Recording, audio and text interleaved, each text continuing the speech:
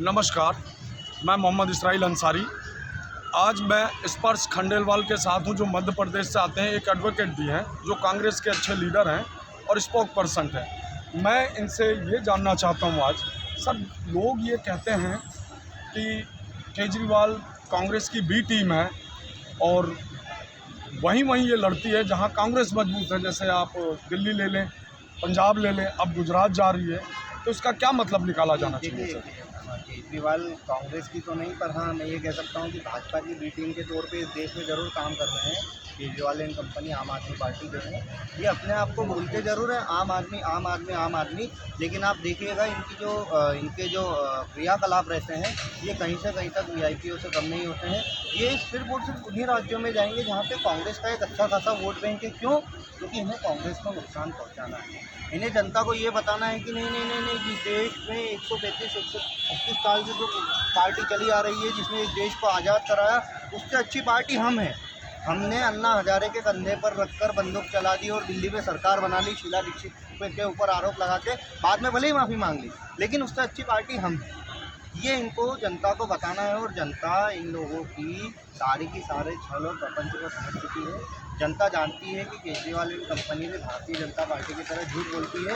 ये दिखावे के लिए आमने सामने लड़ते हैं, लेकिन पीठ के पीछे जो है सब एक हो जाते हैं। ये चाहे अपनी शिक्षा के मॉडल का दिखावा कर लें, चाहे जिस मॉडल का दिखावा कर लें, आप पाएंगे कि केजरीवाल एंड कंपनी हमेशा से जनता को झूठ बोलने का काम इस देश के अंदर, दिल्ली सहित कई राज्यों में लगातार। मेरा भी एक सवाल है आपसे।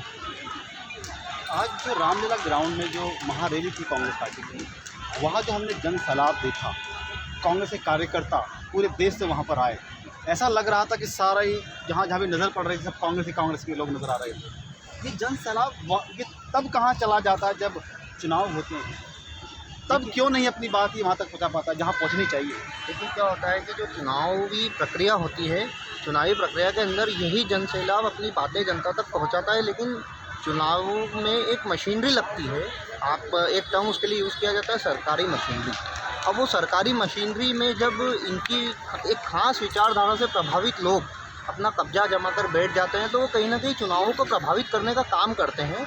तो उसकी वजह से क्या होता है कि जो वोटर होता है, जिसे वोट करना होता है, कई बार वो वोटर या तो वोट ही नहीं दे पाता है, या फिर उसका वोट कहीं गलत जगह चला जाता है। ऐसी कई सारी खामियां हमारे सिस्टम के अंदर ये मशीनरी की वजह से आ गई है। लेकिन जनता अब धीरे धीरे जागरूक हो रही है। मुझे ऐसा लगता है कि ये 2024 का आगाज़ है कि पब्लिक धीरे धीरे करके जागरूकता से इन सारी चीज़ों को समझ करके और फिर 2024 में वोट देगी, तो निश्चित तौर पर आप इस देश के अंदर परिवर्तन देखेंगे। देखिए, एक समय था, एक दिन मैं इतिहास देख रहा था, भारत के अलग अलग राज्यों का मैं इतिहास देख रहा था। मुझे लगभग सभी राज्य मुझे दिखाई दिए जहाँ कभी ना कभी कांग्रेस रही है, और आज वो राज्यों की संख्या बढ़ती जा रही है जहाँ से कांग्रेस कमज़ोर होती गई। जैसे उत्तर प्रदेश में था, बिहार था, अभी नई एंट्री दिल्ली की, फिर पंजाब। तो इस तरह से जो कांग्रेस का जो सफाया धीरे धीरे हो रहा है, और जैसे उत्तर प्रदेश में 1989 के बाद से सत्ता नहीं रही है, तो वहाँ की जो नई जनरेशन है उनको तो ये भी नहीं पता। बहुत लोगों से मैंने बात की, उनको लगता है कि यहाँ सरकार कभी कांग्रेस थी नहीं। तो ये इतिहास उन्हें कौन बताएगा कि हाँ, इस उत्तर प्रदेश में कांग्रेस के मुख्यमंत्री रहे हैं, और इस उत्तर प्रदेश ने कांग्रेस को बहुत ज़्यादा सीटें जिता करके भेजा है लोकसभा के अंदर। अब ये बात वहाँ पर क्यों नहीं बताई जाती है? देखिए, ये बात सही है आपकी कि बहुत समय से कई राज्यों में कांग्रेस पार्टी सत्ता से बाहर है, लेकिन ये जो बात है ये जनता तक धीरे धीरे करके पहुंचाई जा रही है। एक क्या होता है कि मीडिया के द्वारा जितना भ्रमित किया जाता है लोगों को और भावनाओं में बहा करके वोट लिए जाते हैं, तो जनता शायद उस तरफ ध्यान नहीं दे पाती है। लेकिन इस देश की जनता को भी पता है और भारतीय जनता पार्टी को भी पता है कि दल का सफाया हो सकता है, लेकिन विचारधारा का सफाया नहीं हो सकता। और कांग्रेस इस देश में केवल एक दल ही नहीं, एक विचारधारा है, जो आज़ादी के पहले से चली आ रही विचारधारा है, और जिसने इस देश को बनाया है, ये वो वाली विचारधारा है। और वो विचारधारा हमेशा इस देश के अंदर कायम रहेगी, चाहे जो हो जाए। ये चाहे जितने छल कर लें, चाहे जितने प्रपंच कर लें, इतिहास कभी नहीं बदल सकता। इस देश में कांग्रेस का स्वर्णिम इतिहास रहा है। इस देश को कांग्रेस ने और कांग्रेस से जुड़े हुए व्यक्तियों ने और जनता को साथ में लेकर के कांग्रेस के नेताओं ने जवाहरलाल नेहरू जी रहे, महात्मा गांधी रहे, सरदार वल्लभ भाई पटेल रहे, सुभाष चंद्र बोस रहे, इस देश को अपना खून पसीने से सिंचित किया है। वो विचारधारा ही इस देश को वापस से खड़ा करेगी और कांग्रेस को भी खड़ा करेगी। ये चीज़ धीरे धीरे करके जनता तक पहुंचेगी। और कई सारे जो आज मैं देख रहा हूँ कि भले ही मीडिया, मेन स्ट्रीम का जो मीडिया है वो भले ही एक मोदी मीडिया या गोदी मीडिया हो गया हो, लेकिन कुछ जनता के बीच में से उठ करके, चाहे यूट्यूब के माध्यम से हो, चाहे सोशल मीडिया के अन्य प्लेटफॉर्म के माध्यम से हो, लोग अपनी बात को जनता तक पहुंचा रहे हैं। तो मैं ये समझ रहा हूँ कि आने वाले 2-4 साल के अंदर इस देश के अंदर माहौल अवश्य बदलेगा। एक सवाल और पूछना चाहता हूँ आपसे।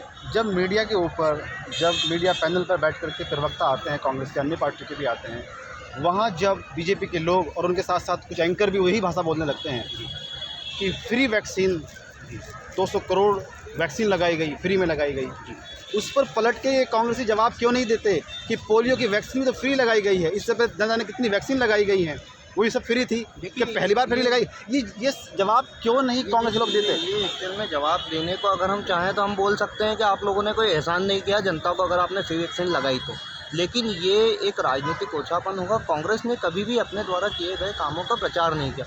ये क्या हम एहसान कर रहे हैं? हमने जनता से वोट लिया था, क्यों? कि अगर आपको कोई समस्या आएगी तो हम आपके साथ में खड़े रहेंगे, इसलिए वोट लिया था। तो अगर हम आपको वैक्सीन लगाएंगे तो हम उसका प्रचार करें, तो मेरे हिसाब से हमको चुल्लू भर पानी में डूब के मर जाना चाहिए। अगर हम इस बात का प्रचार करने लग जाएंगे कि हमने आपको वैक्सीन लगाई थी, तो फिर हमारे में मतलब क्या हम नहीं, ऐसा तो नहीं। मेरा सिर्फ ये है जैसे कि कांग्रेस का इतिहास नए युवा को कैसे पता लगेगा? जो पढ़े लिखे हैं वो तो इतिहास पढ़ लेते हैं, उसको तो पता लग जाता है। हम पढ़े लिखे, हमें पता है कि भारतीय प्रथम प्रधानमंत्री नेहरू जी थे और कैसे कैसे क्या क्या रोल रहा है देश में कांग्रेस पार्टी का, और आज़ादी से पहले देश की कांग्रेस का कैसा रोल था, ये इतिहास में सब दर्ज है।